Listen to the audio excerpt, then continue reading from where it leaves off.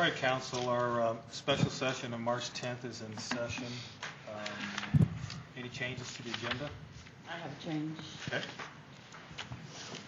I move to amend the agenda to add item 1C, reconsideration of the motion to perform due diligence on the property at 1101 West Mineral. Second. Are there any objections? All right, then the agenda is amended, but let's, I have another change. I went too fast because we have the judge's evaluation, which will probably be an executive session. Let's do this before we start doing the judge's evaluation. Otherwise, we will go into executive Make session. this 7B and then make his evaluation 7C. Yeah, because otherwise, we'll go in executive session, then we'll have to come back out, be televised and things like that. So, any objections to doing 7B and moving the judges after that? Okay, and you have another? Yes. I move to amend the agenda to add item 1D, consideration of an MAI appraisal on property at 1101 West Mineral. Second. Okay, I'm going to object to that, which means it has to go to a vote. So you've made the motion, you've seconded this. This is to add another item to the agenda, which is an MAI appraisal. Discussion? All in favor of amending the motion, raise your hands. Okay, passes. Amending the agenda. Amending the agenda. All right, so we'll do that before the judge also.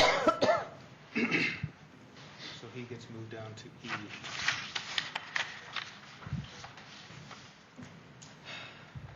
All right, Mike, you want to start, and please introduce your BAC committee members.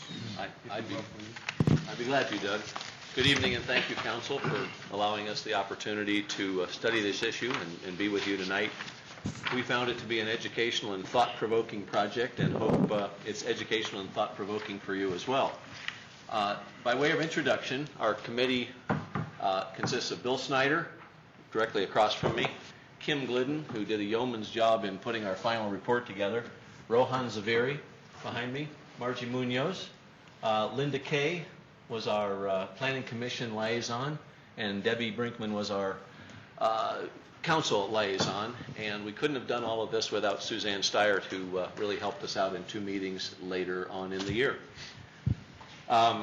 We also hope that the business community here in Littleton and those outside Littleton who are looking for a dynamic community to relocate their homes and businesses see opportunities with our report. So it's a little bit larger audience.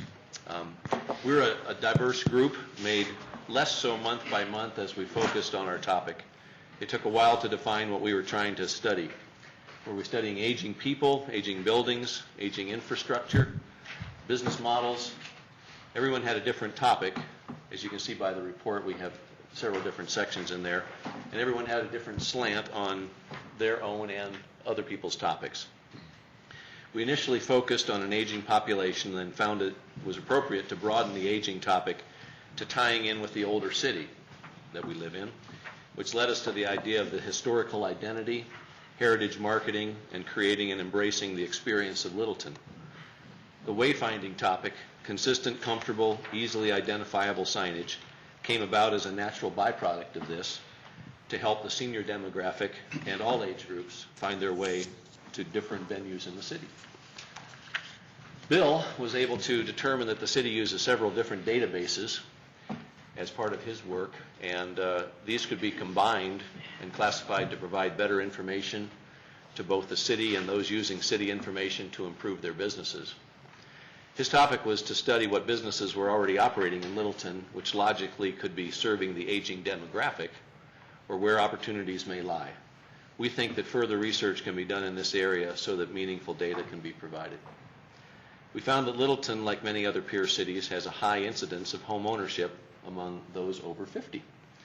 We also found that there are apparent opportunities for differing housing types, which would appeal to the boomer generation, easily maintained single-level patio and cluster homes, accessory dwelling units, which are a separate unit, which create a separate living unit on an already built site, and homes near light rail were all mentioned as a need by those with whom we spoke. There are significant rental opportunities as well.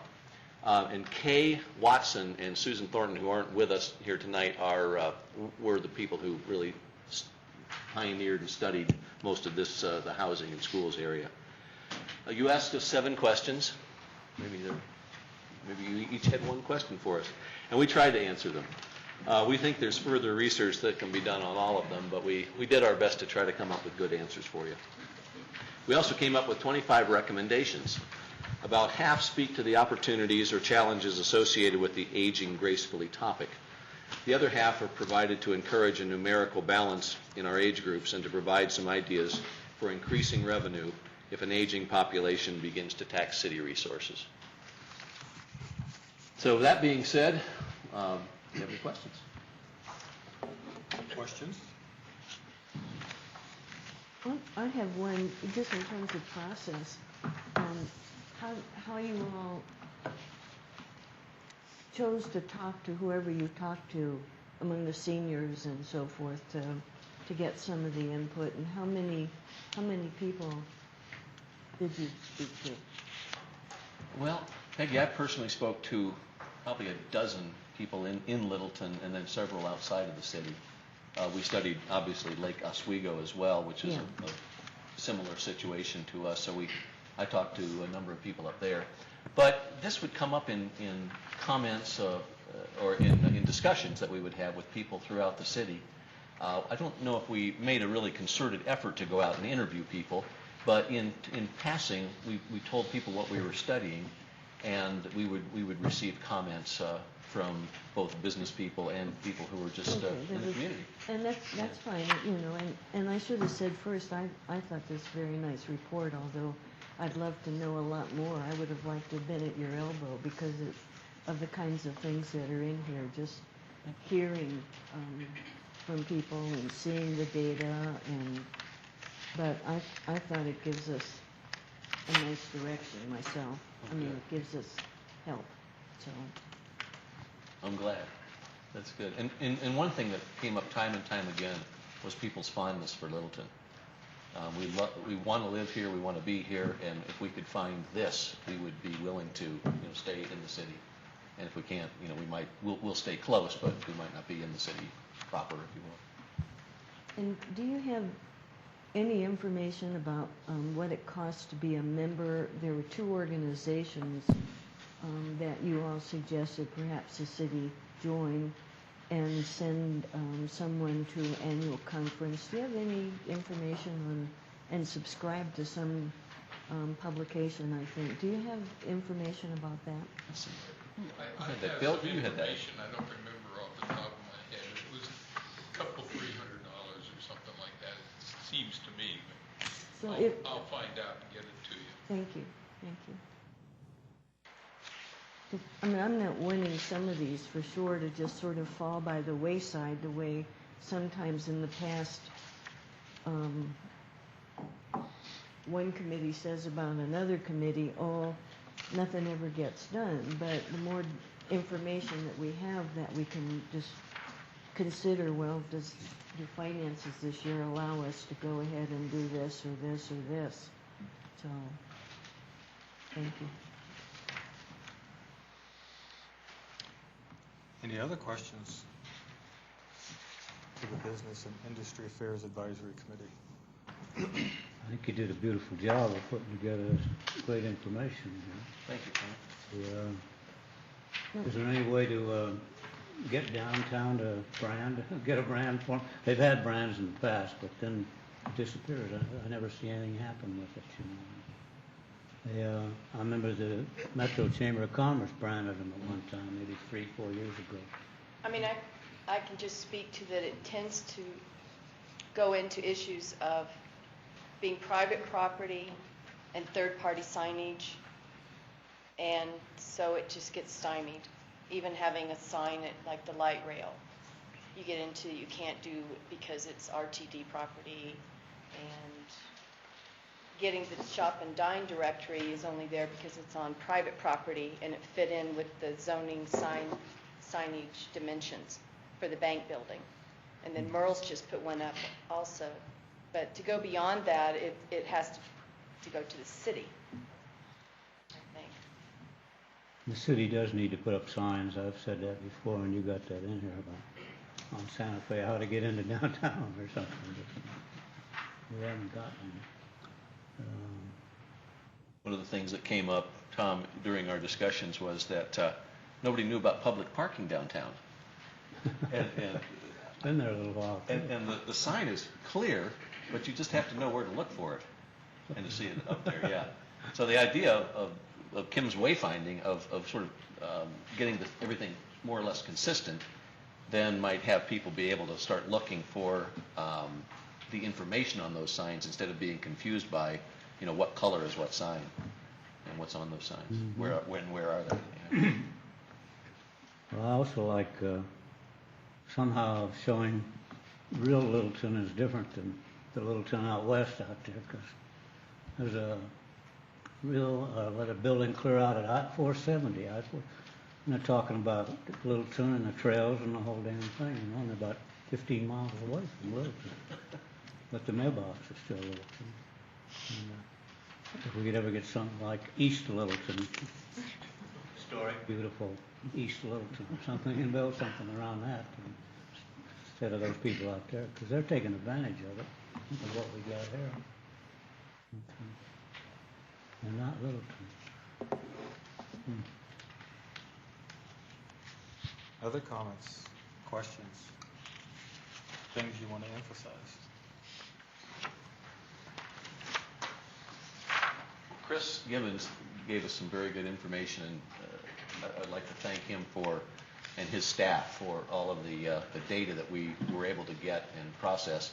The chart up here, the graph on the wall behind you, Doug, shows the large group, if you will, of boomers between the ages of 45 and 63. So you can see that, well, you can't see that it's moving from 2000 to 2008, but that seems to be the general trend that we're experiencing, is an increase in years from about 3 years over the last 8. So you see that there is a lot of opportunity, certainly with that, the numbers of people.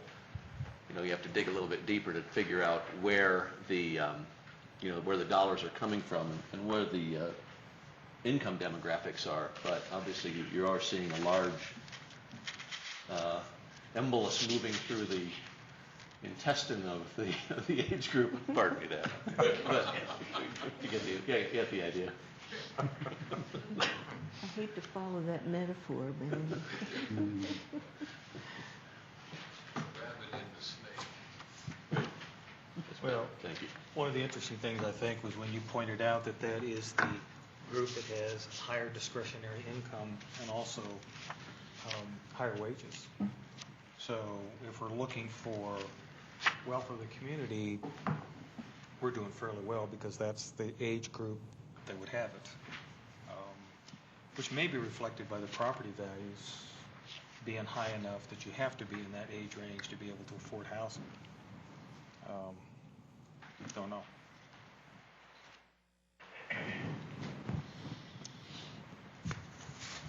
Other questions, comments?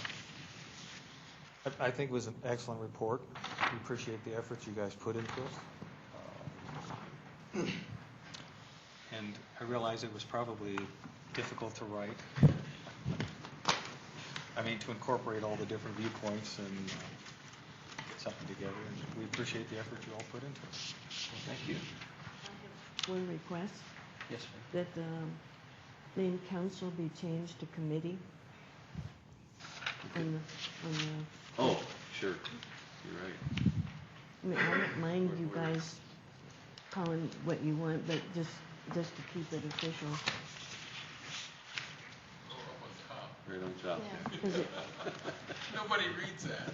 See, I thought on the website it still said council. I don't know, I just went ahead and looked at the boards and commission official names, and just thought before we have somebody next year look at this and say, oh, this is council and not committee, so. That's a good catch, Peggy. Every time I reread it, I started with in April. So I missed a lot. Well, that happened to me last week with city council agenda. I didn't notice that before city council was a reception for some folks, right? So I started right where, so. The meat- Some people say read a paragraph at a time backwards and you catch things you never would have seen. You have to read the words backwards? No, just a paragraph. Just the paragraph. Some say read a sentence at a time, straight, but Can I ask a question? Sure. So we put together this report, and the thought I had was, I don't think that, unless you guys have, Will you come up and that way the microphone can, that way everybody can hear you. That way, okay, hopefully you can hear me. So we put together this report, and my thought is maybe if each of the councils can comment. I mean, I don't think there was anything earth-shattering or new that you're not aware of in the report. My real question is, over the years, you've probably seen some of this in different forms or different presentations from different groups. So maybe what would help me is if each of you could take a moment and comment on what you think was the most thought-provoking, and maybe just briefly, just a few words on what really might strike you as something that you might move forward on. I realize there was a lot of recommendations, but there may be one in your mind that says we as a council really should think about this as our number one priority moving forward. It would be helpful for us to understand where your minds are at. So if maybe you each could take a second and comment on that, I'd be appreciative. I could comment just in general first. A lot of these, almost everything has a price tag, but the price tag isn't here. And particularly in this economy, at least what I might like to start with, just might not be wise for the city right off. I mean, I particularly like the signage thing that Kim brought to council about 8 or 9 months ago. But it's got a price tag plus some logistics that she just referred to. I think some aspect of that is easier to do. For example, when we have Western Welcome Week, if we had a logo or moniker that we were really going to try to go with, we could potentially give out little recycle bags that had that on there so people could buy a lot during Western Welcome Week, at the parade and put it in their bag, but they'd also then be carrying that around. And then they can go on the website. So certain things are relatively inexpensive, maybe to get a foothold on. But the bigger thing, this large thing with the signage, is big. I'd like, particularly just for starters, because it seems to me easy to do, is joining the organizations, if we can afford that, once we get information on it, and sending somebody to a conference or whatever, if that's not too expensive. Again, this is all in terms of an economy that, but those two are important. And getting the downtown folks maybe more engaged to give some direction downtown. Hoodlum does certain things, but not some other things that they might do to help with these very things here. So that's just a little bit from me. Thank you. Can I add something just because you had brought up the funding issue? I would hope that the city would look into the Preserve America grant program. And I don't know if that could be through the Historic Preservation Board or if it's something that can be a volunteer group that could come up with writing the grant or something. Yeah. With matching funds. Thank you. Deb, go ahead. I would say a couple of things that interested me was the universal or visitability standards. And I think that might be something worth looking into a bit. And while I don't think it had much to do with aging, the requirement or the suggestion that Littleton businesses kind of register as a business. And the business license idea, kind of like a dog license. I like that idea for a lot of different reasons. I think it probably could use some more investigating and some research on that and what we could use the data for and how it would be beneficial. The other thing that I liked was, again, the membership on the American Society on Aging. I think that's something we should look at sooner than later, too. Was it? Yeah, one of the things that I looked at here is the housing stock to guide the future developments over time to allow a healthy mix of all age groups, and this includes parents with kids. What we're having built now around here are units that are going up and they're 3 stories high. You'll never get an aging person into those facilities. They cannot climb the stairs. There's no way.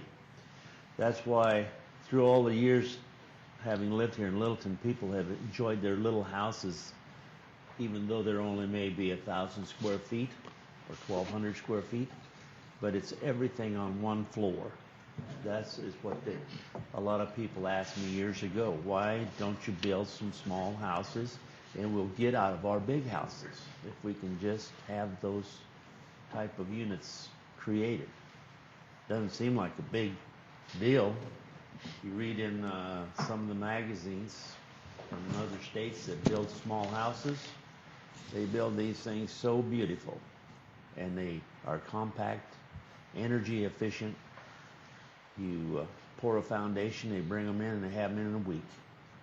But the problem is that we're not going to have that kind of building anymore. We don't have the space for it unless somebody's had a big ranch somewhere where they wanted to just put small houses. That's the reason we have now the wind crests and things of this nature, which are good for some people, but not all people can afford that. It's a pretty expensive deal. And, parents with small kids, they need some room to run. Just like having a dog and keeping him in an apartment. The dog isn't going to amount to much unless he has a yard to run in. But those things have been talked about, in 77, 81. And we keep moving on and building our big units, and I call them rabbit hutches because I equate them to when we were little. You had a lot of rabbit hutches around, and you can put a lot of them in there. But in the interim here, I don't see that we're ever going to have any more of those. And the properties that we have had small units on in old stock housing, a lot of them have been wiped out because of, for instance, the college came in. We had a lot of small homes over on that side, and somebody decided one day they are a blight. They look old, and we don't need them. And then somebody thinks, well, we'll put a community college here that will really enhance downtown Littleton, which I have nothing against the college now that everything has been urban renewed out of there. But for years, people kept coming to my door at the restaurant and saying, why did they do that to us, Jose? Why did they do that? We worked all our life to have that little house in the little yard, and I cannot understand why people let that happen to us. Well, that's just time moving on. I can say for myself in business downtown, the college has not been a boon to downtown Littleton. There was supposed to be on Nevada Street at one time a grassy walkway all the way up to downtown Littleton. That never took place. They're not going to be coming to eat at my place very often. I'll get a few from right over across Alamo there. But the thing with the college is that it's so mobile now, and kids are coming in, they're taking 2 hours, they're going out, and I'd almost bet you $50 bill if you asked 50% of those kids, they wouldn't know where downtown Littleton is. It's just because they go, they're point oriented to the college, and that's fine. But I think that somewhere along the line, there should have been something done that the college and downtown worked with together, is to try to tell people, we are here. A lot of people driving through downtown right now, the only reason they go through is because it's main thoroughfare. And so you have a traffic jam and they're sitting there and they're looking at something and they say, wow, that's the Town Hall Arts Center. I didn't know that was here, or whatever. Oh, there's Gary's feed store while they're waiting 3 minutes for the light. So somewhere along the line, it just never has gelled ever since, I would say probably after the first shopping center took place, which was Woodlawn.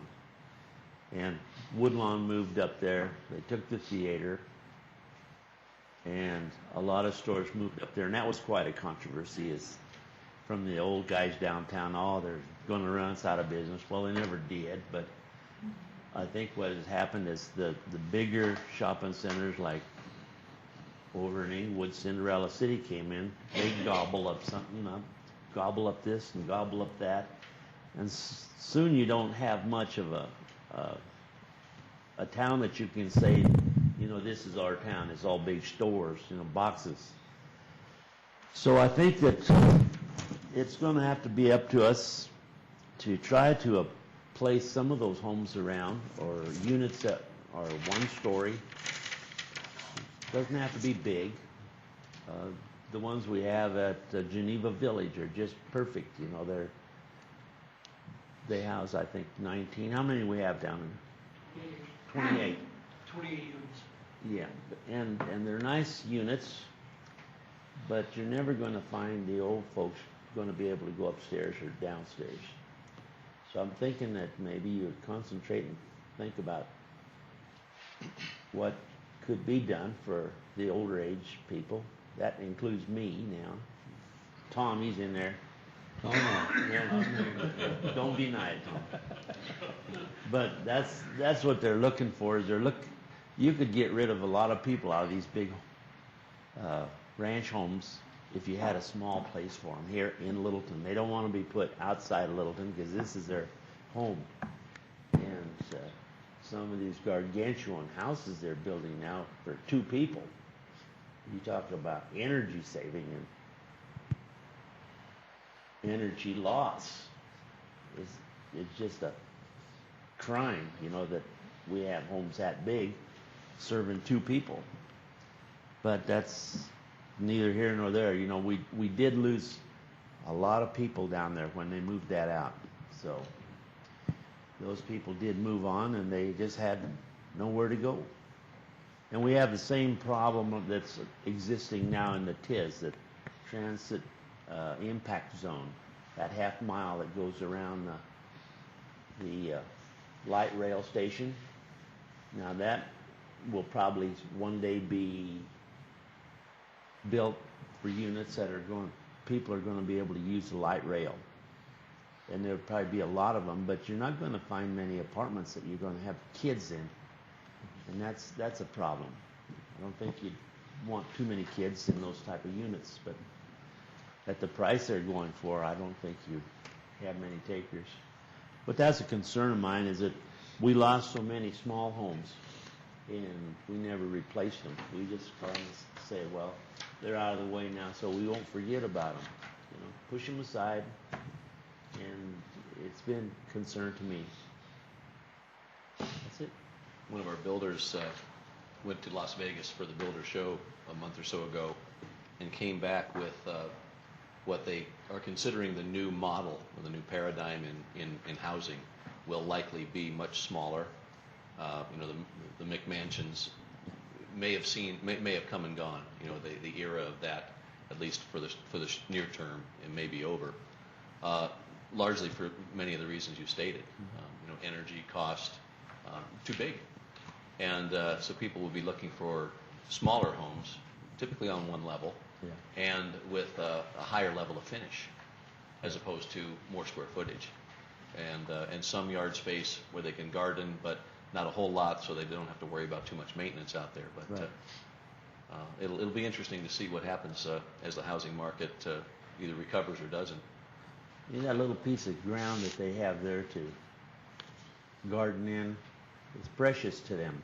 Mm-hmm. And if they don't have it, they suddenly are sitting inside and watching TV all the time. And you do that, and pretty soon you get sick. Yeah. Just moves on from there. Got to get some dirt Hopefully under. one of these days something can be taken care of for that. Those new houses are energy efficient when they put them down. Mm-hmm. And I was surprised just reading about them. A lot of them are 1,000 square feet. Some are 850 square feet. Well, and with cap and trade, you're going to want a lot more energy efficiency because Bring it down. the taxes will be charged on your energy. Yeah. There'll be much more emphasis for being self-sustaining and energy efficient. Thank you. Thank you.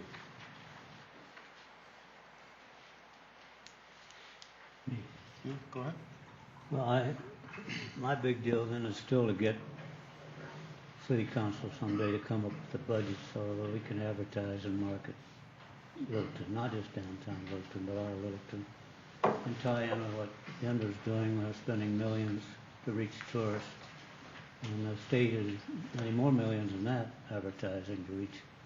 And we could go after those tourists with inexpensive advertising on cable or disc to reach these people, tourists here, and make Littleton a destination to come out and see why they're here on light rail and show the beauty of what we've got. But we've never come up with the budget. And I've never had the downtown merchants tie in with it, where they put in some of the money. It might be easier for me to get city council to come up with some money if the merchants would come up with some money and we co-op someday.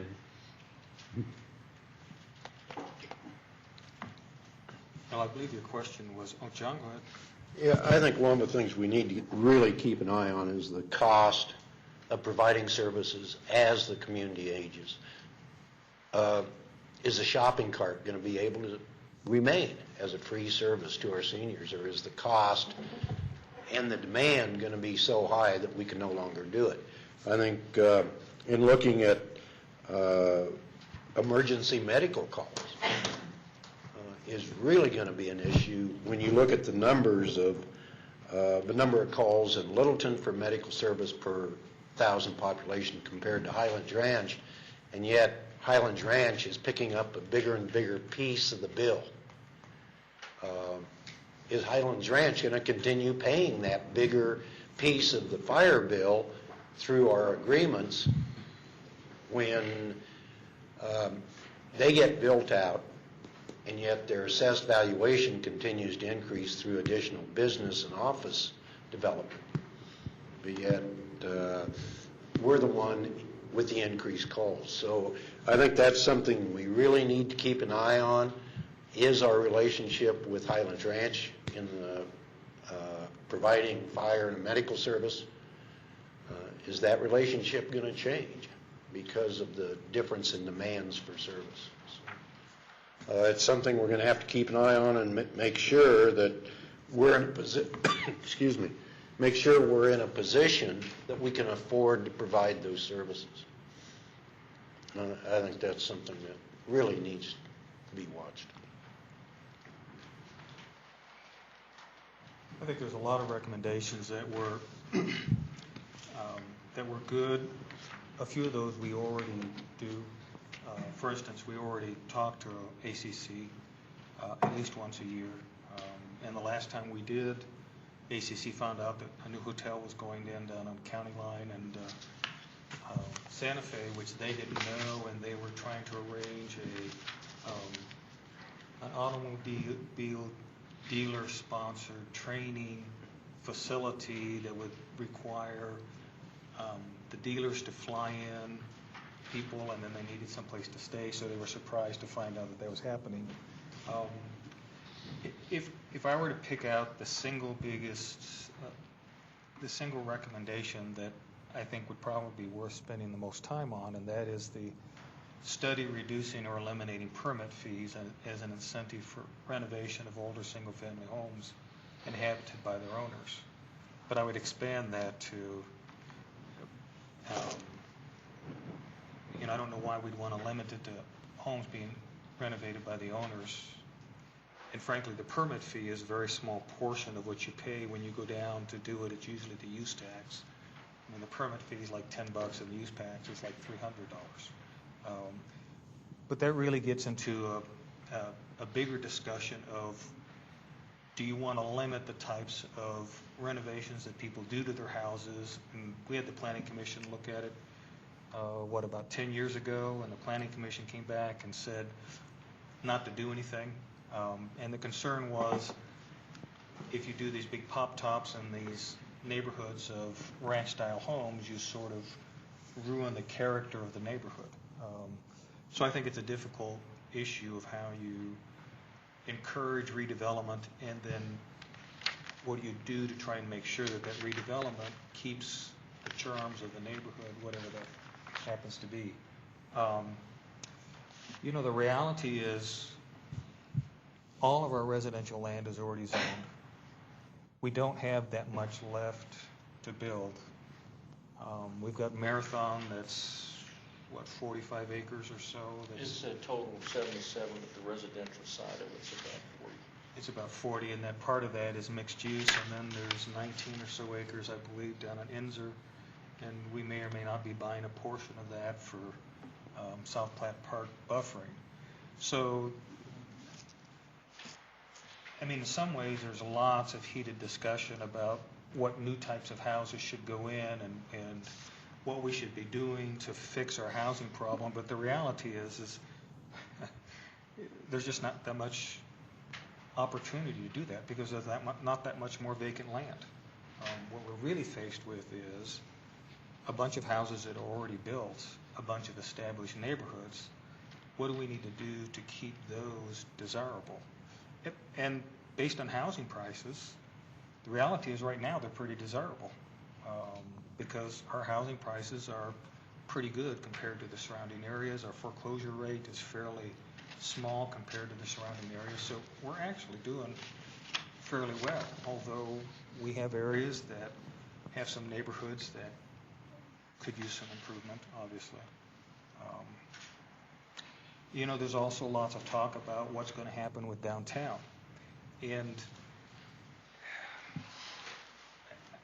I sort of struggle with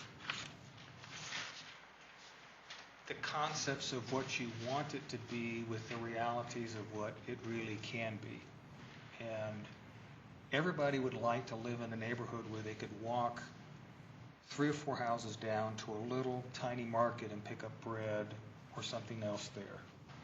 The reality is those stores can't survive with that kind of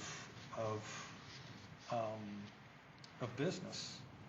And downtown changed from a downtown that had a grocery store and a movie theater and something else, and it didn't change because it became less dense. It changed because something else happened in society that caused people to shop in different places. And we could speculate on what that is. You could say that part of that was that competing stores opened within a reasonable distance. You could say that people started shopping at big box stores because they were willing to drive to get prices. You could say that there's a whole bunch of reasons why that happened. And we hired a consultant to come in, a shopping consultant to come in about 10 years ago and look at downtown when we were widening the sidewalks. And what he said was, small towns that have diverted vehicular traffic away from the downtowns have killed the businesses in the downtowns. And he had slide after slide where he'd taken pictures of these little downtowns that had, huge traffic jams downtowns, and then they built an interstate to ride it around, or they created pedestrian malls or whatever, and that ended up killing the downtowns.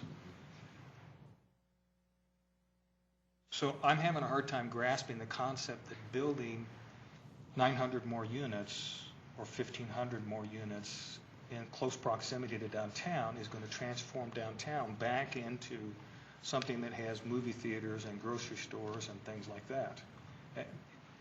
And the reality of what's happening in downtown is downtown, some buildings are getting purchased, they're getting rehabbed. In order to get the costs, to recoup the costs, they're having to increase the rents, and what that's doing is driving out the existing types of businesses and either bringing in new businesses or keeping the storefronts vacant. So we're changing downtown, but I'm not sure that that's an improvement, it's a change. We're changing it from one type of business to another type of business. Is that better or is that worse? I don't really know. But I'm not sure that putting condos around downtown, given the fact that that's all redevelopment, that you could put enough condos to fix that. Because I don't know of very many shopping districts or entities that survive and can survive in walk-up traffic.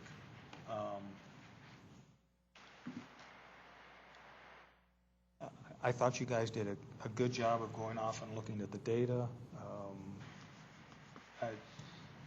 I think some of the recommendations, like partnering with the school district as much as we can. We're very concerned about what happens in Littleton Public Schools. The reality is there's not a whole bunch that we can do. We can try and share fields, and South Suburban does that.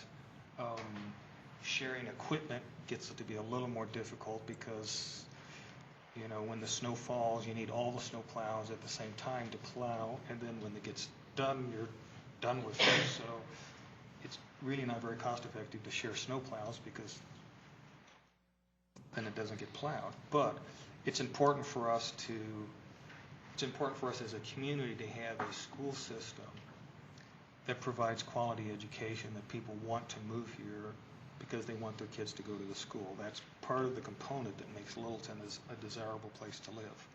And so we're concerned with the health of the schools. What we can actually do about that, given the demographics of what's happening in the country and how the state is doing their funding, I don't know.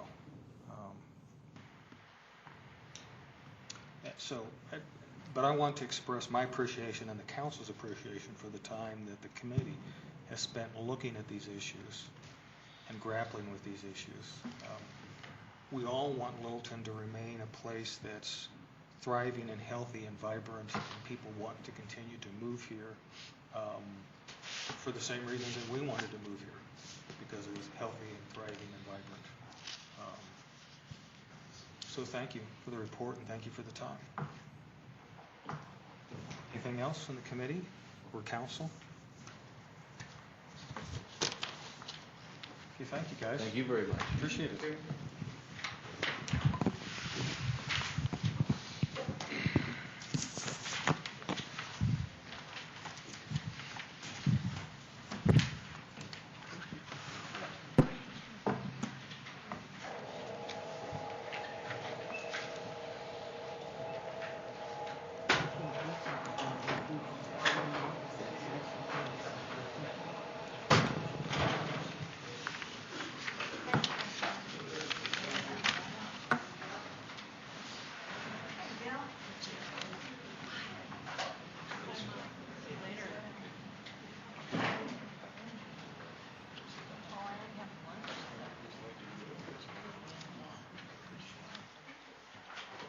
Okay, council, we have the added agenda item of 1, whatever the letter is, which is a reconsideration of the motion for due diligence.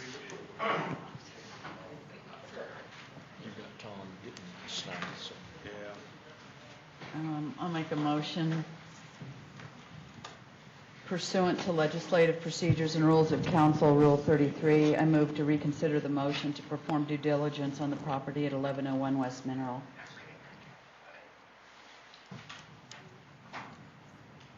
Can we second that? Waiting Well- for you to sit.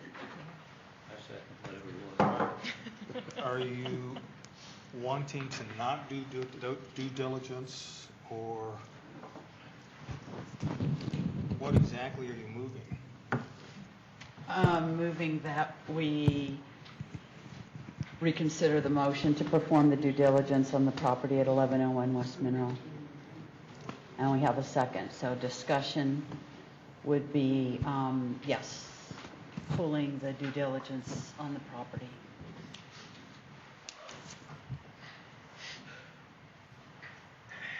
Okay. Was- And you seconded me?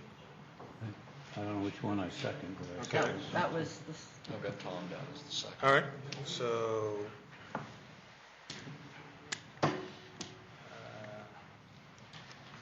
move the due diligence. There's two separate issues, right? One is to reconsider and the other is what to do if we agree to reconsider. well, I have another I know, motion on but that, I'm just okay, making sure okay. that we're tracking what we're doing.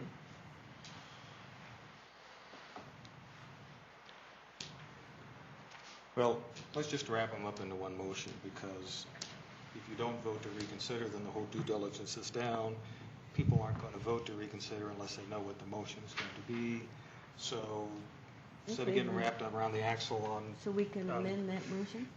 Well, why don't we first have discussion on what the motion is, and then we can do whatever it is that we want to do. The object for the motion is to pull the due diligence report to stop the procedure that we started last Tuesday on due diligence, $50,000 to $20,000 report, and to stop doing that.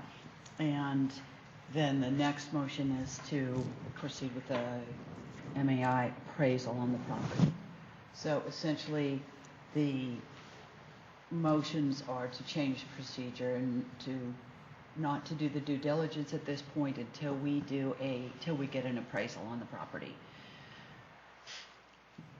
So can I ask clarification? And if I understand this, this is connected with some of the discussion last week when we were saying maybe we should do the least expensive thing that gets us information before we go on to the next level. Because initially you were going to have all three activities in one, and then we backed off and chose the due diligence piece. But if I'm understanding this based on some people that have talked to me, because I don't know that much about the details of an MAI appraisal, but that was my motion on the agenda last week, that an MAI appraisal can get you a significant amount of information that may then say, well, okay, we'll continue with the due diligence, or no, we stop here.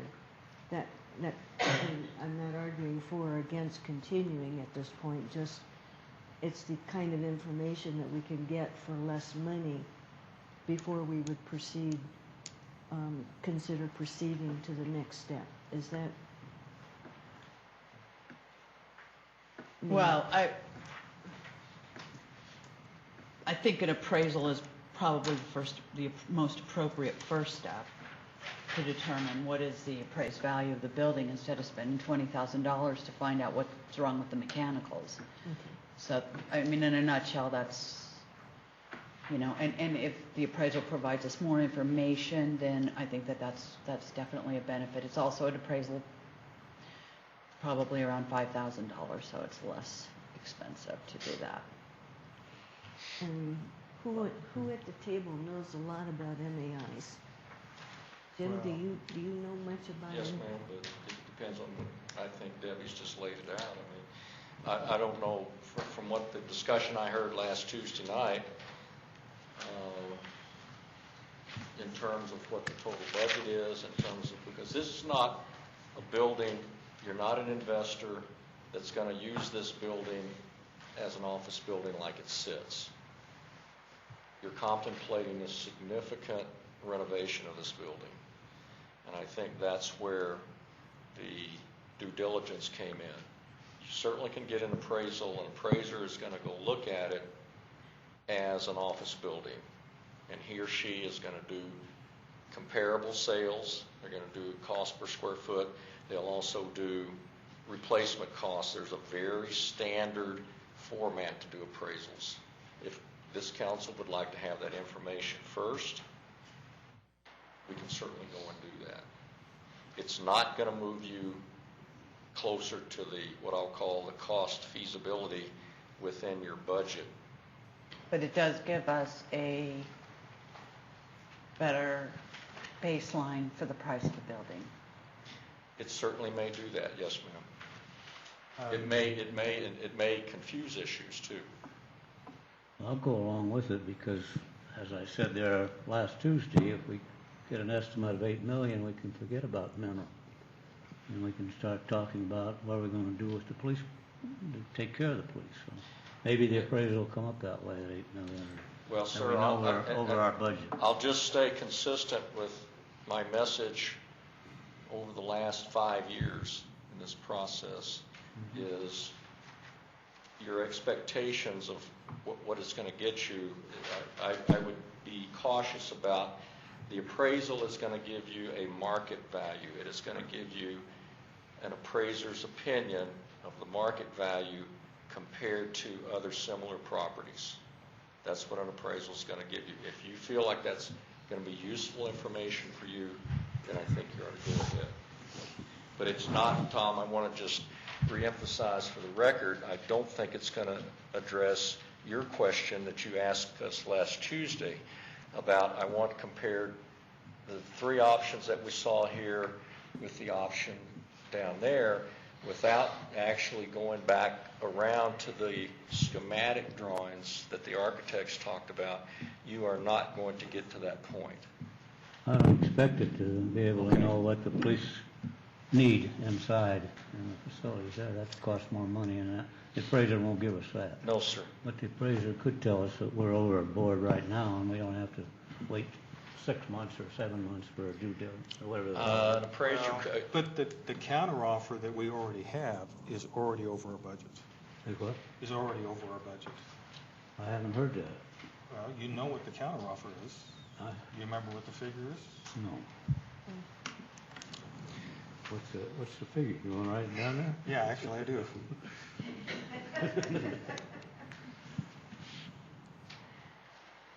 What an appraisal. The situation that we're in right now is we made an offer for 3.2. We have a counteroffer from the owner that is a figure at which it makes it impossible to move into the building, no matter what the due diligence says. No, but the appraisal might say, not get into the due diligence, but the appraisal might say it's worth something else, and this guy could come down. Well, he could come down,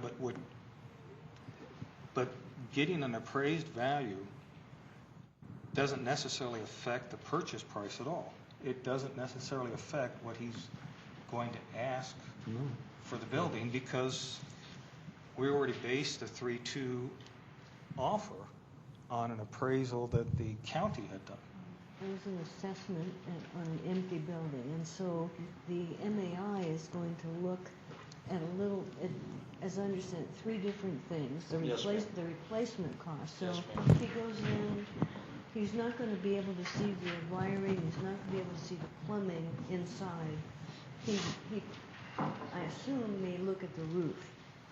So replacing a building that potentially won't need a roof for 20 years, or maybe he thinks the roof's going to need to get replaced sooner, that's all part of the replacement cost, whatever.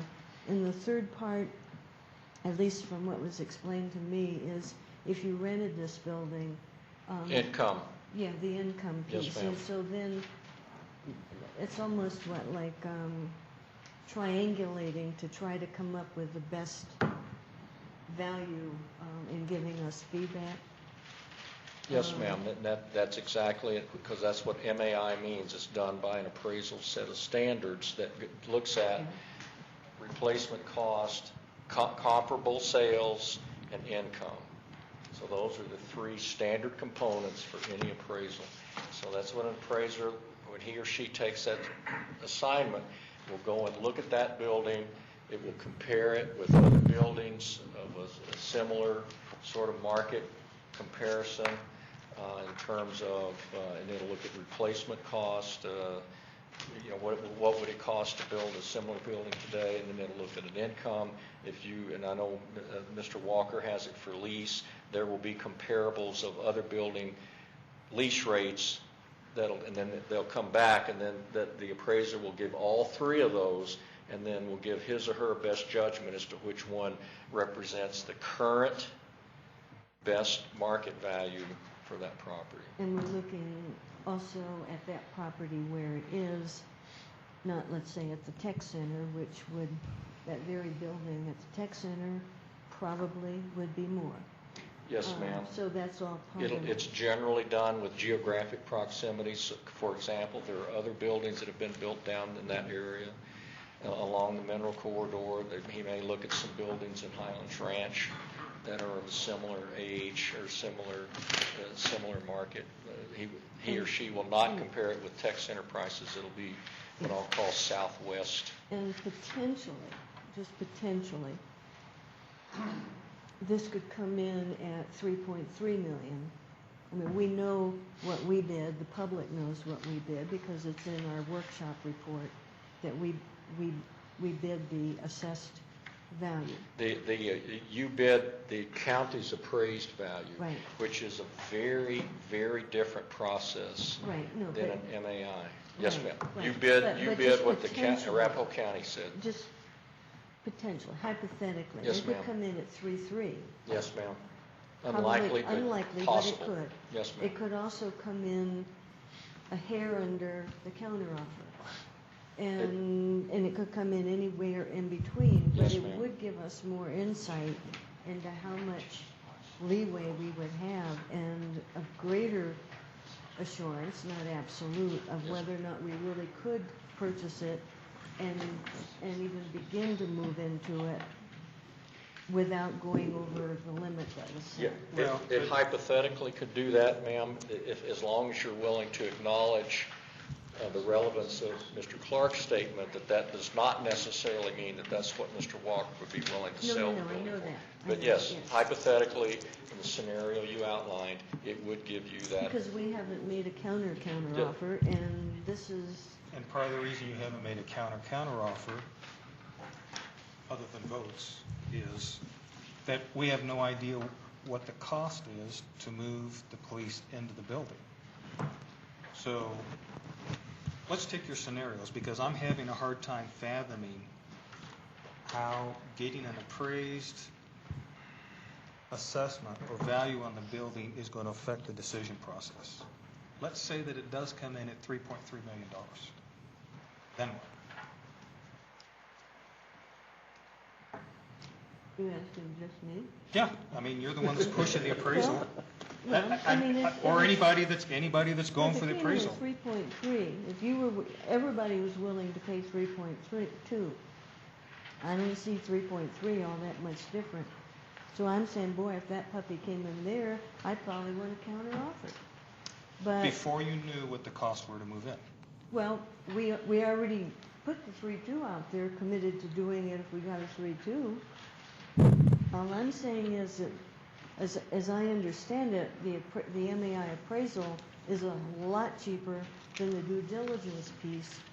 So it seems to me But to it make doesn't- sense to do it up front rather than after that. Well, it'd be a lot cheaper to go to a veterinarian and ask them what's wrong with the dog, but the result that you get back isn't going to help you make a decision. Well, they If would it help comes me, in, but- if it comes in at 3.3, we still don't know what's wrong with the building. We still don't know what it costs to move the police in. We still don't know how much space would be left over that would potentially be available to be leased, which is part of the MA process, which is the income. That So- wasn't what we approved to do, though. Pardon?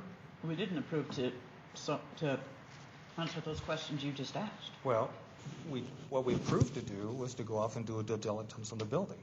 Yeah. So what the motion is now is to stop the due diligence with the intent that you would then come back with another motion to put an MAI appraisal on, which gets you less information than what you had with the due diligence. The MIA appraisal is for somebody buying the building to use it to lease out, which isn't what we're intending to do. And it doesn't tell you what the guy's willing to sell it for. So we're stopping a process that will actually give us some information to replace a process that will give us nothing that helps us, unless you're willing to vote to purchase it at 3.3, assuming the appraisal is going to come in at that value, regardless of anything that would be found out in due diligence. Are you? I've already answered that. Okay. Can we vote? Can I? I'm sorry. Don't we have the expertise in our building department, and the inspectors, to go up there and look at this building and say to us, this is wrong and this is wrong, and that's going to have to be fixed?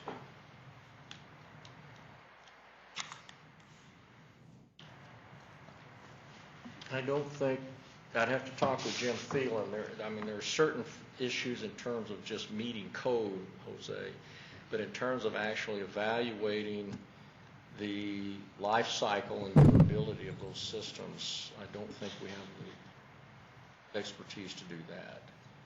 They certainly could tell you if everything was functioning up there, but not in terms of assessing it in terms of the potential renovation of the building. That really takes certified engineers to do that. There's sort of an in-between those two a little, I think. I mean, if Jim went up and looked at the roof, Jim Thielen for the audience out there, if Jim went up and trumped around the roof, if he opened all the doors like I did when I went on the Saturday and saw some things I didn't see when I went on the tour the week before, and so forth, then he would have a better feel than most of us would, given his background. Someone told me that Jim is the best there is in the state at what he does. It's very good, yes, ma'am. And so it certainly wouldn't hurt, I would assume, if we got an appraisal at the same time, to be asking Jim to give it whatever gold standard review that he's capable of, with his background, just to bring us information. Assuming you're going to sell your home, what is one of the first criteria that they do? They send an inspector in there to check water heater, make sure that that is up and running good. They check your roof. They give you a list that long of things they check out. And they say, this is going to have to be replaced, this is okay, this is going to have to be replaced. So when you look at that list, you pretty much know if you can get a feel of what it's going to cost to replace a roof, or if you have windows that need to be replaced with the new windows, etc. You know, you can get a cost that's going to at least give you a pretty close estimate as to what has to be done to bring that into compliance. My personal feeling was that I didn't want to go and buy a building and then suddenly find out we have to replace a roof up there. That's a lot of money. But that's more than exactly anything. what the due diligence is to go off and look at that stuff and find out what needs to be replaced and what's adequate as it is right now. That's exactly what the due diligence is. And I agree. I believe that a due diligence report is necessary, but I think that getting an appraisal, having the appraisal done first, so that we can, I mean, that's the other thing you do when you buy a house too, is you get it appraised. And you find out what it is worth, not what the assessor says, not what the seller says, but where it is. We have a wide range right now between what we offered and what he came back at, so there's a lot of play in there. We have a budget. And so I think that, it's not a huge expense to do that. It's not a great deal of time. We would do it eventually with proceeding along. So I think that it is appropriate next step.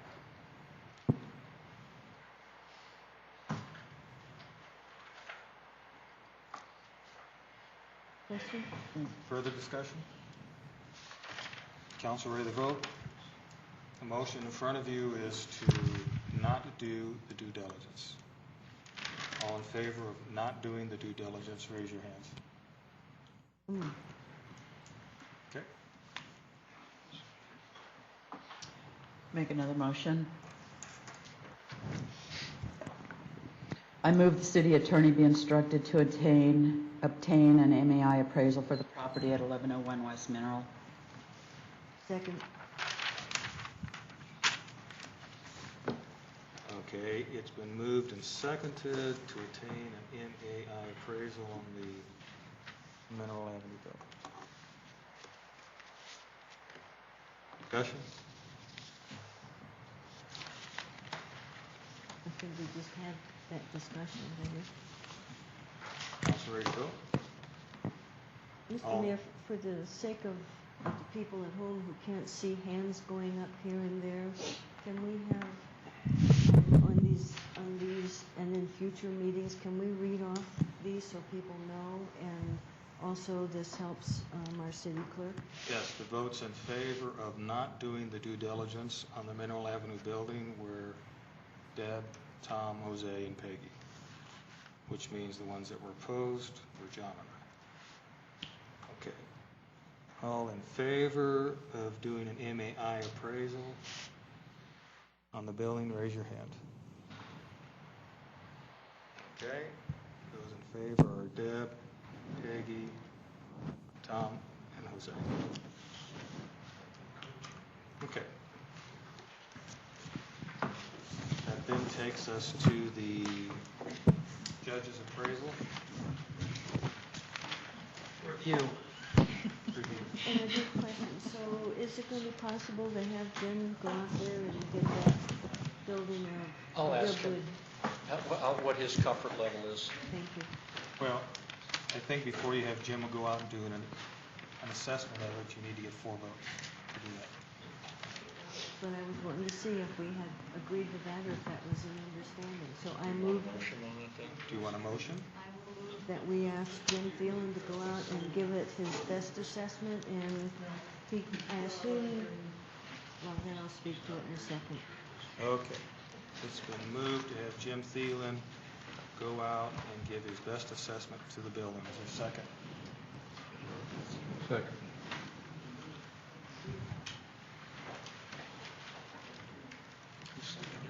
Tom did. Discussion.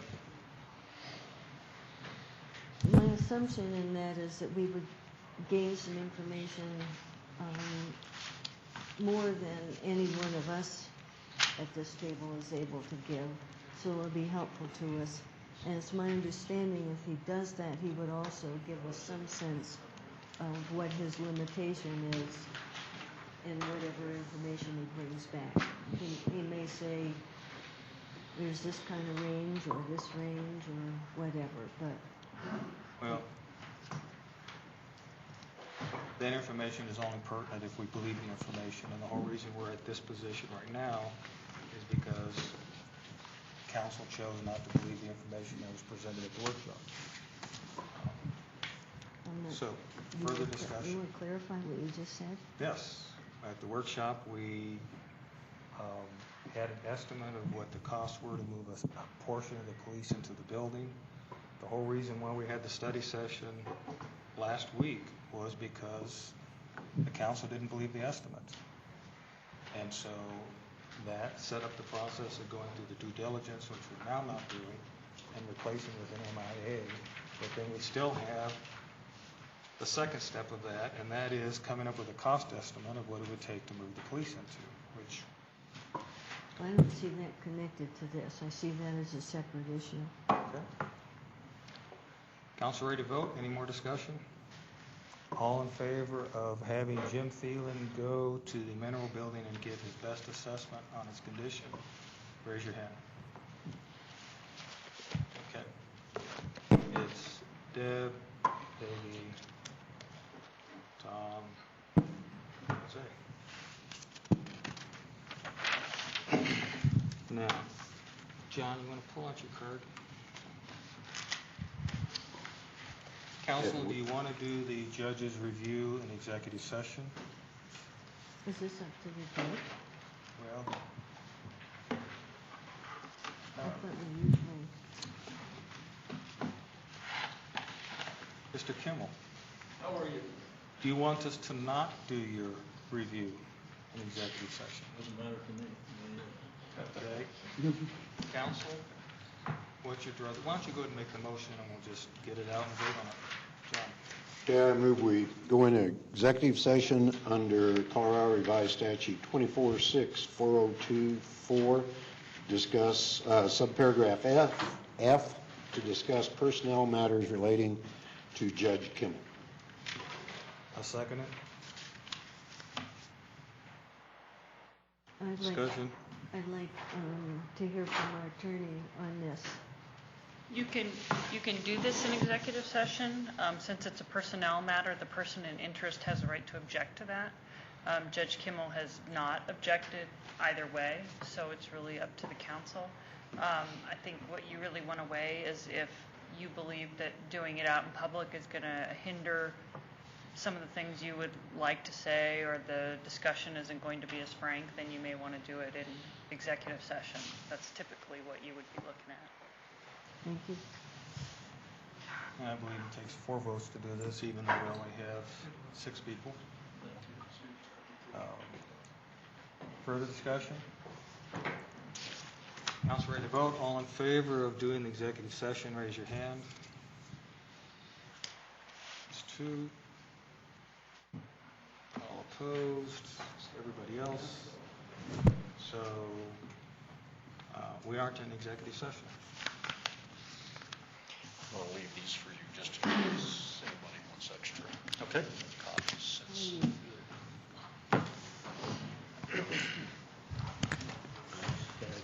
Pardon? That's all we'll be on glance at. Okay, council, how do you want to proceed?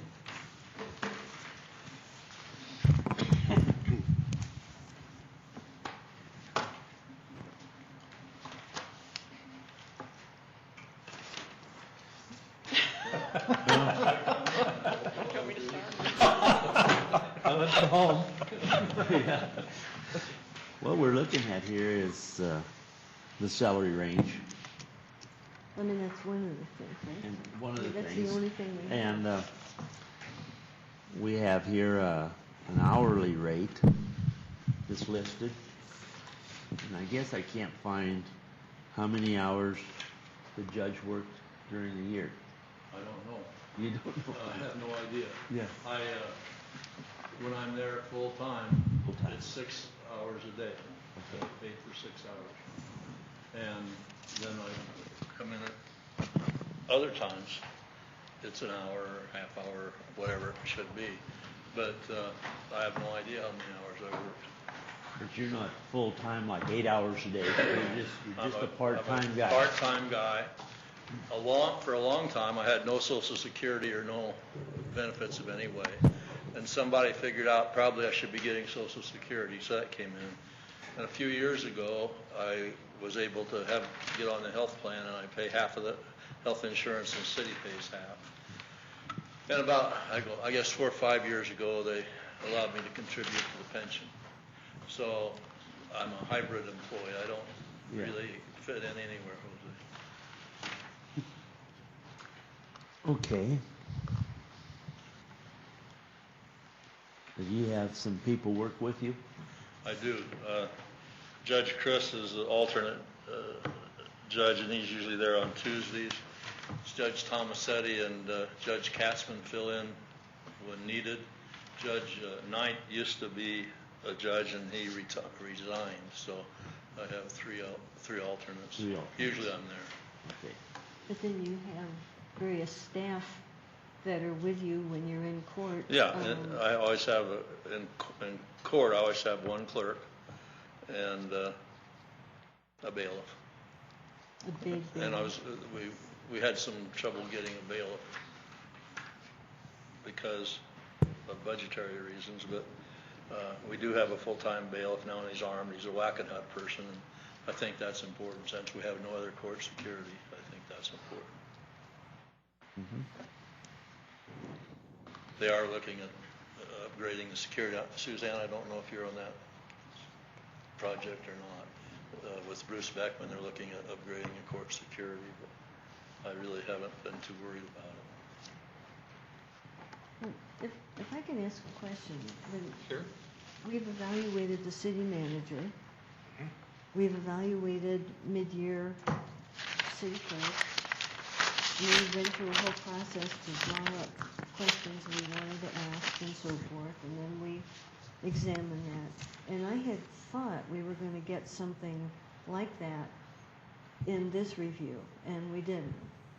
But even though I didn't know that, I believe I've been to court observing, I think 6 times in the last, in less than a year or about a year. So I didn't think to write down questions that I then might say, oh, these are the questions and this is what I would answer based on the things that I've seen go on in there. May I reply? Sure. I had a call from Tom Doherty on my voicemail, and evidently there's going to be another session with you and a couple of council people for an evaluation procedure.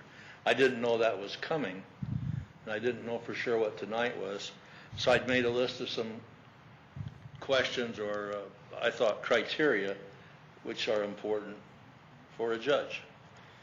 And the criteria I have is ability to get along with others, dependability, knowledge of the law, temperament, participation in community affairs, ability to run the court or demeanor in court, innovation and knowledge of resources, and following the directions or sensing the directions of the council. But probably some more, but to me those are the things that I think are important, and I can evaluate myself easily, but I'm not sure how objective that would be. But those things to me are what I would look for in a judge if I were hiring a judge or evaluating a judge. Well, to give a little background to that, the council voted probably 2 months ago to hire Tom to help them come up with a process for evaluating the judges, which we hope then will expand into a process for evaluating the court, for lack of a better word on it. Tom has come up with a suggested procedure which includes a questionnaire. That questionnaire is almost the same as those things that you were actually mentioning, although you had one on there that... I'd met with him earlier and I'd given him this list. Yeah, you actually have one on your list that I don't remember being on the questionnaire. The next steps are we're going to try and arrange a meeting with you and the subcommittee, which is Deb and Tom and I, to try and hammer out, is that procedure appropriate? Is the questionnaire appropriate? How would that work? How realistic is it? And then once we get something that we think is reasonable, bring it back to the council, see if the council approves it. And if they do, then we can start a process of trying to have something a little better than what we're going to go through tonight. Because that brings us to what we're going to go through tonight, and we have nothing to go through tonight other than Peggy going and sitting in court the 6 times. It's basically like all the other evaluations that have happened. Well, I beg to differ on that. You know, Okay. this gentleman's been with us a long time, and we know what his track record is. It doesn't take a genius to put a bunch of questions together that basically he's answered for us already. And I don't think that things of this nature should be of a confidential nature so much as I appreciate the fact that you say, yes, I'll sit here and we'll do this. I mean, he has no problem with it. And I think probably the public enjoys the fact that you're sitting there and you're shooting us right square in the eye with whatever you have to say. I've been here near 30 years. Yeah. And you don't stay a judge in a city where you're hired by city council members if you're not attuned to the wishes of the city and the council. Right. And I've tried to stay out of politics. I've tried to follow the wishes of council.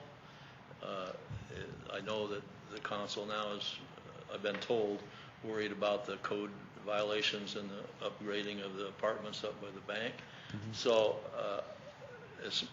I'll do everything I can to help that be accomplished. And I've been around this city long enough. I think I know the city pride and what's important to the city and the community, and I try to reinforce that. I try to work with the kids. Have a lot of programs we've put in for kids and older people in the community service and theft classes and DUI classes and alcohol classes. And in my evaluation, I wouldn't think it should be a popularity contest because a judge would probably never win. But I guess I would like these criteria somehow to be set forth, maybe as I've done here. And let me answer them first. Just have the council interview me as if I were being hired and say, well, how are you in dependability? Well, I missed a day when I had the flu, and it was the first time I missed in 20 years. And I'm there on time. One of my other judges missed 2 jury trials because she forgot they were there. My point is, what I say can obviously be verified or not verified. But I think I can explain the court pretty well, and some of you know the court proceedings and what goes on better than I do. I think that the study that Tom had done previously has been a great help to the court. I see improvements in the areas that I was not involved in. As an aside, there's a lot of history goes back. When I was hired,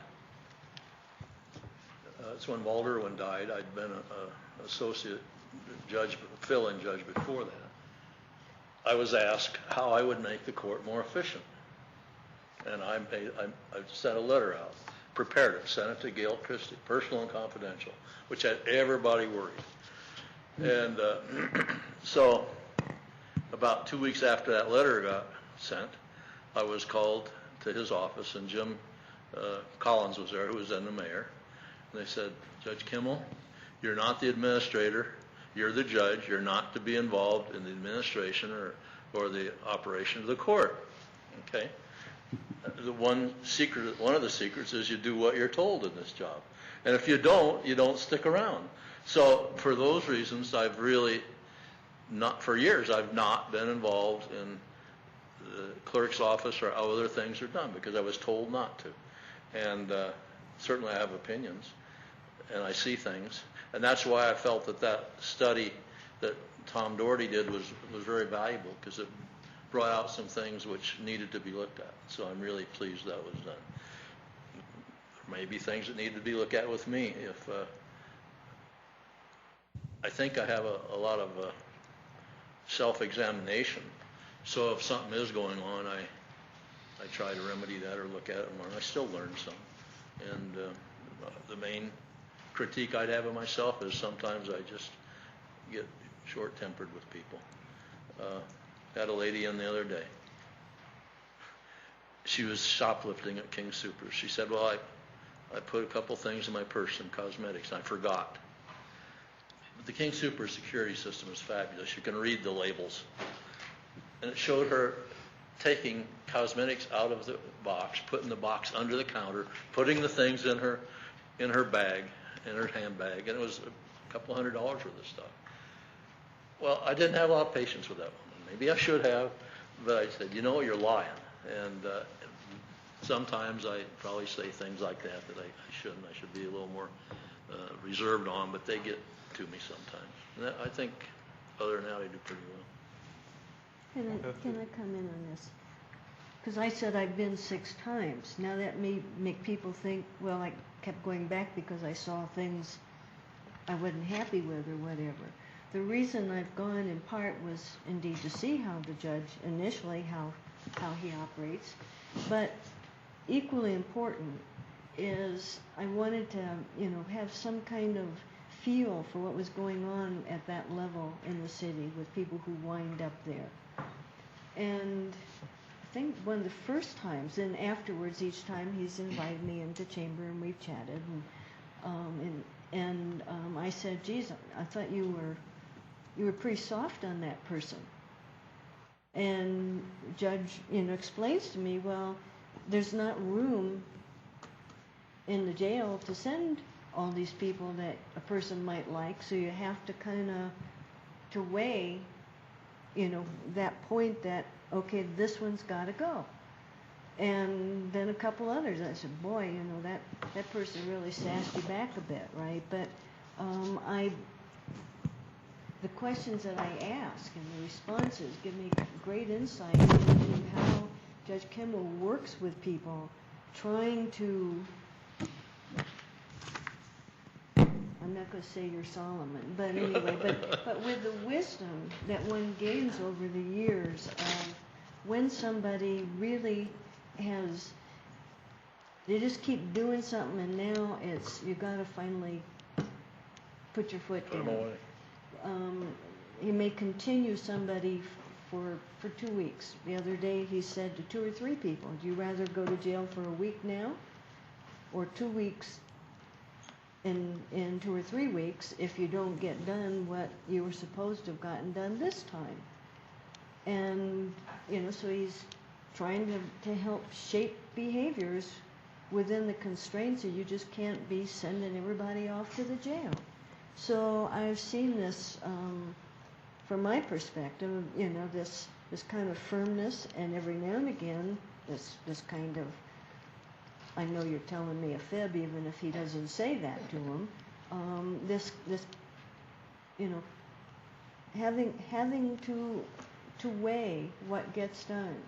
So, I think this is my experience, and I've probably been there a total of maybe 18, 21 hours total, including at least one full-length, wasn't all afternoon, but a trial about a month ago that I sat in on with a teenage driver who's only 17 but had 5 violations. 5 violations. He couldn't send him to jail because he's only 17, and I won't say a case that you all will know about, that this person had earlier done. But I saw the interaction in that trial.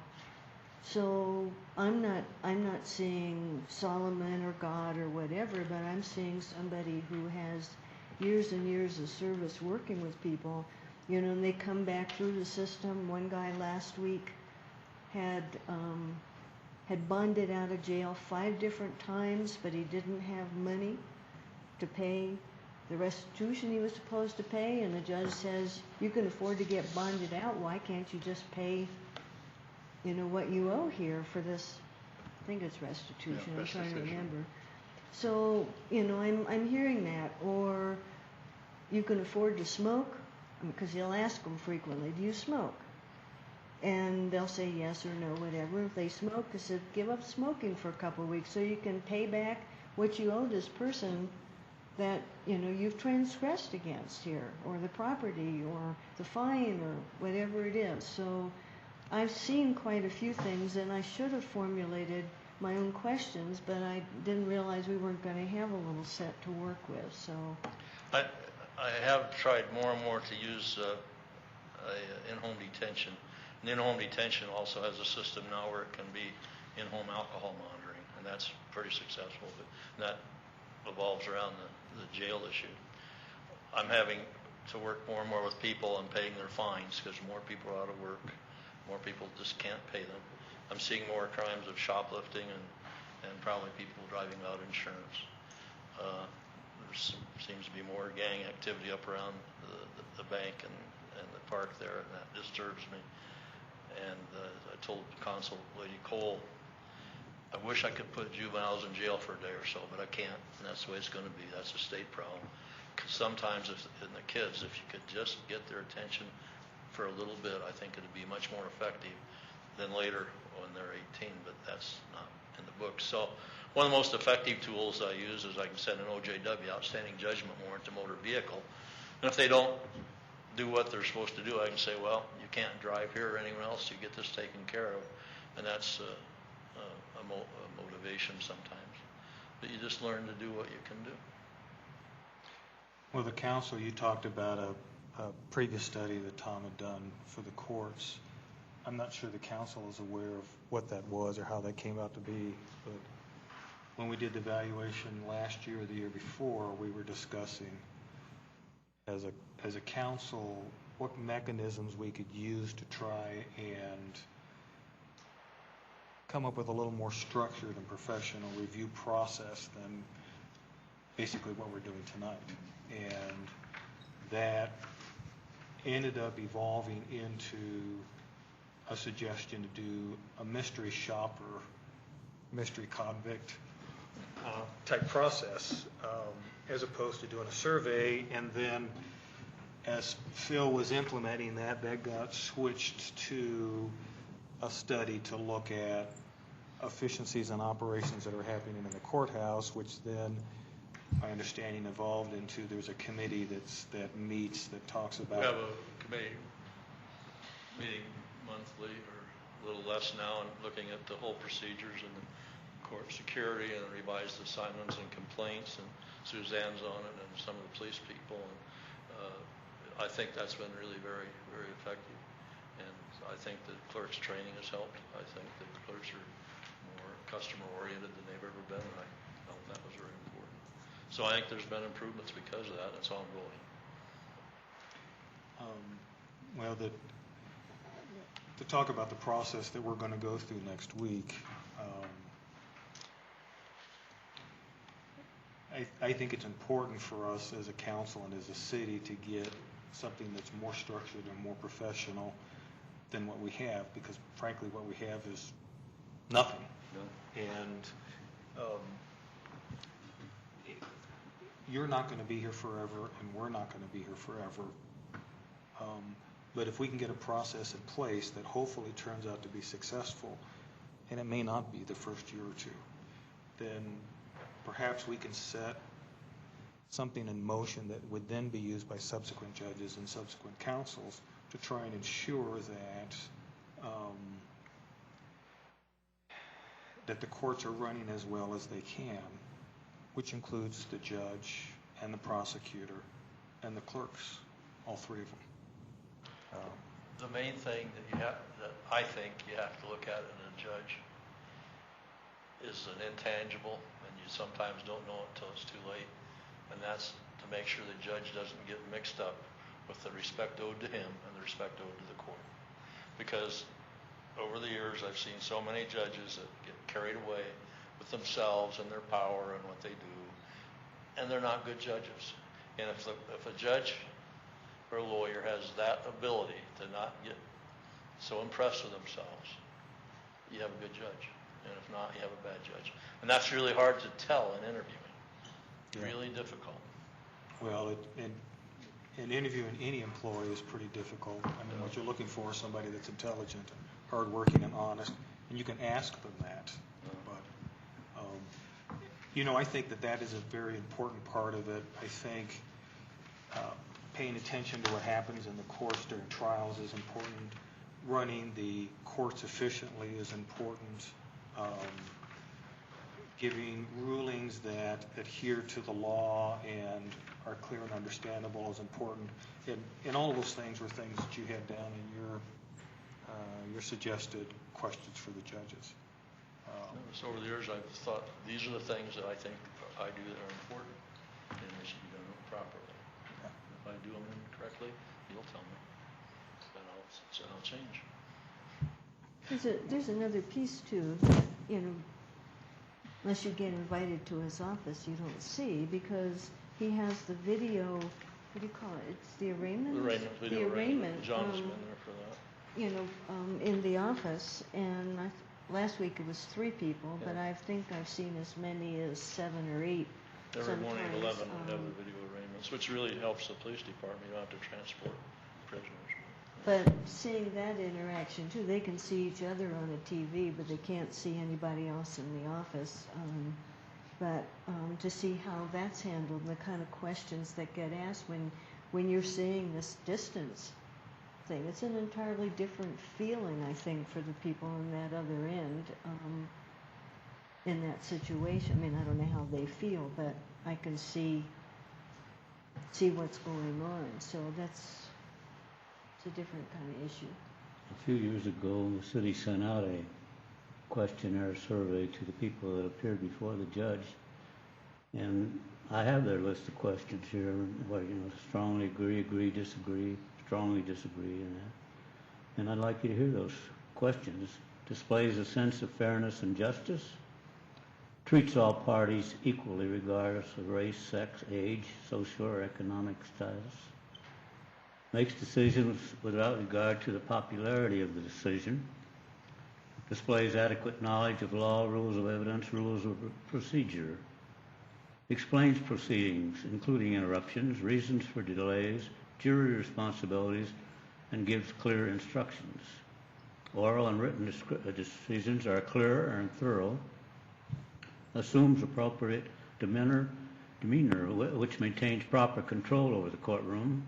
Displays human understanding and compassion. Punctual in commencing proceedings. Prompt in making rulings and rendering decisions. Considers all factors in sentencing and sentence fairly, and consistent in sentencing decisions. That's the kind of questions we might have asked you tonight. It was all here, and we did it a couple years ago. And whatever Tom comes up with probably comes along the same thing here. And most of them strongly agreed that you were great. There were some that we can't read here on television. No, we couldn't. I know that. There is, I went to the youth initiative. It's a big group, diverse group of people. And one of the issues they were talking about was the people that are having mental problems. A lot of times they'll get themselves thrown in jail because they know that in jail they can get treated. Even though they keep them just a short time, but it. We have a new attempt to solve some of those problems. There are some people in Arapahoe Mental Health that I will either delay the plea or get a plea and take a continued sentencing and call them, and they'll come over and they will go to the people's houses and work with them and monitor their meds and things of that nature. And that really is so important. So we've never had that capability or assistance before, and we've had it probably for 6 or 8 months, and I find it really to be useful because a jail is really an inappropriate mental health facility. But if someone really is crazy, the report always comes back. They're not. The only way they're a danger to themselves is if they killed themselves. The only way they're a danger to others is if they killed someone else.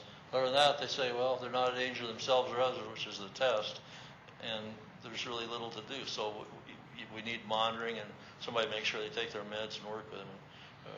Craig Hamilton at Arapahoe Mental Health is doing a great job, and we've developed a pretty good working relationship, which I think is great. Good. Because it is a serious problem. Used to be our mental health, when I began, program was you'd give them $1 and send them to Denver on the bus. And Denver improved their mental health? Or? You get lost easier down there. And the bus driver helps. Any other questions, comments, council? Well, this is just me, Ren. I'm not filling out that form because I'm not the one that was intended for it. But from my sitting there, my perception is that he gets pretty darn high ratings on all those things you said. And I've been there often enough as an observer, right? I wasn't threatened just by sitting there, but I give pretty high ratings on all those. And I frequently, Judge will talk about what Ms. Suttle has reported or what some other person they were supposed to see reported, because he's got the report there, or they've missed their community service activity, and he maybe has some information from that. So he seems to have a good handle on the various ways that people can amend their ways and or repay the community in some way without going to jail or whatever. We're trying also to work more closely with Brian Lynch and Dave McCabe on the graffiti problem, and I'm excited about that because I think that's something that needs to be looked at, and we'll have some of the community service kids cleaning up the graffiti now more than they had in the past. We're adults too, not just kids.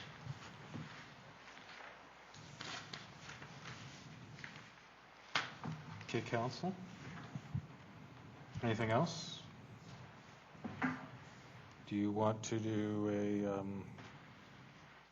you want to discuss salary?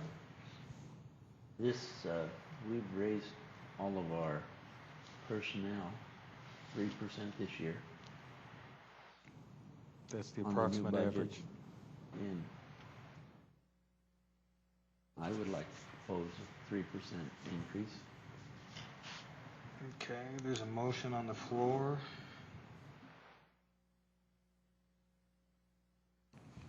I'll second it. To increase the judge's salary by 3%. Discussion? Well, this is not something Tom Doherty's going to talk about then, when we meet. The salary increase? Yeah, he's not going to talk about salaries. No.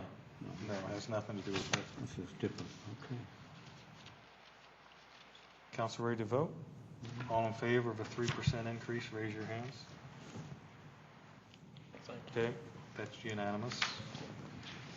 Mr. Mayor, while this is still in my mind, who's the man again working with Brian? Dave McCabe, he's head of the community service. Head of the community services, they go out and clean up graffiti and pick up trash and so forth. And so after I was there last week at court, we chatted a good bit. And I'm wondering if council would be interested in a scheduled public appearance to hear about the program that they're doing. I mean, I don't know, it's up to you all, but I thought it might be of interest to council as well as our Are they doing something different than what they've been doing? Or? Well, it expands here and there, Tom. It started many years ago when I was frustrated because I had no one to monitor the community service. I didn't know where to send people or no resources. So Gary Corbett, we worked together when he was new and I was new. He was a juvenile probation officer. I was complaining to him one time about the community service, so he brought a program to the city of Littleton. It's in several cities now, where the defendants would pay to do the community service, and he ran that for a while. Then it was sold, and now Dave McCabe owns it. And it's been expanded in the fact there are more work crews. He keeps the kids and the adults separate. There's some work programs or some independent assignments. I like the public exposure when you see the kids cleaning up on a Saturday with their vest downtown. I think that really is a good public relations move for the city. And as I say, now he's starting to. We have a graffiti task force in Sheridan, and he's on the graffiti task force citywide. And Brian is working in that and very interested in it. So they've been working together. They're going to try to start a program with more rapid reporting and aid for both private people and the public to get the graffiti cleaned up right away. And either they can go in private with permission or provide the paint, things of that nature, so that it can be cleaned up quickly. And I'm excited about that because that's something that sort of hasn't been dealt with as I think effectively as we could. We do have a big graffiti problem here. Yeah.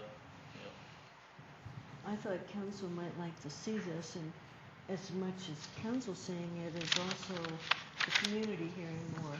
Initially, I was suggesting rather naively that we might make one of those little 5-minute videos, but you can't have videos of the juveniles. So we can't really show them out there doing things because you're not allowed to do that. But Mr. McCabe explained some of the ways that he deals with discipline when they're out there. You know, if they're not really doing what they're supposed to, or they're carrying on. He talks about how he handles that. Some people call him and get somebody come pick him up because he's not going to let them keep doing that and getting credit. You know, as the judge says, so many hours, they're not going to get credit for it because they're not following the. Has a rope to make them pull their pants up and have rope suspenders, and that really embarrassing. They have their big old baggy pants. Doug, so if we don't have a item left dangling here, I'd like to move that we also increase the associate judges and we have associates and Gerald Truss is he's like the number 2, and then the other associates. I don't know what the title is, John. the other judges who preside in city court by 3% also. Second? We don't have to worry about Pat Town or anything like that. No, that's not in our responsibility. Yeah, Okay, I it's second it. too late, John, Jose already did. So it's been moved and seconded to increase all the judges by 3%. Discussion? All in favor, raise your hands. Unanimous. Anything else, council? Judge? No, I just appreciate your coming. Again, I'd encourage you all to come to court whenever you can and want to. And if there's any, Preferably voluntarily. yeah, if there are any questions or complaints, please communicate them quickly because I'd like to know what's going on. Okay. Thank you, sir, for coming. Thanks. Appreciate it. Good evening. Any other business? We are adjourned.